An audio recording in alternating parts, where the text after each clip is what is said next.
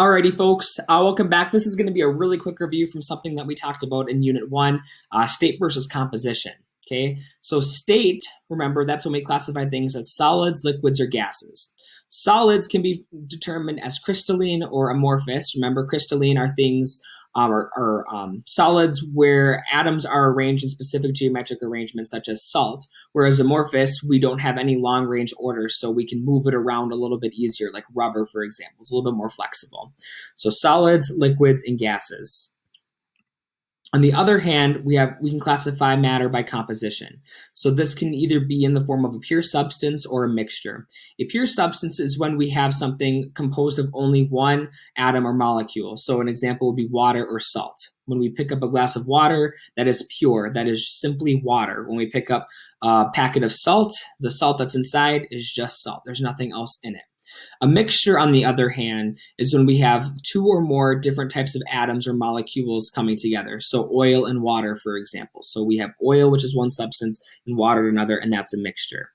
These mixtures can then be classified as homogeneous or heterogeneous. So homogeneous would be the same thing mixed together. So for example, Kool-Aid.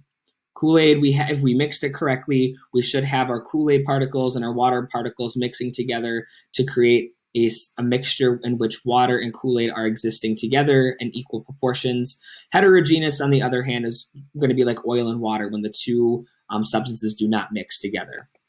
So capture those in your notes.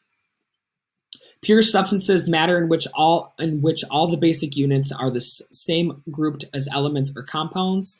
These can be classified as organic compounds or inorganic compounds. Organic compounds simply have carbon chains or rings in them. Inorganic compounds do not. If you go on to take chemistry in college or the CIS chemistry class here at the school, you will probably do a little bit more with organic chemistry or OChem. And that is basically the study of how carbon and organic molecules make up the world around us. We're not going to spend a whole lot of time on that here in this class for the purposes of our unit here. But know that that is an option if this whole chemical bonding thing is something that's exciting for you and you find interest in it. Mixtures, on the other hand, are when we have substances that are put together but not chemically combined. Most homogeneous mixtures are a solution in which the solute is dissolved by a solvent. So again, Kool-Aid would be an example there.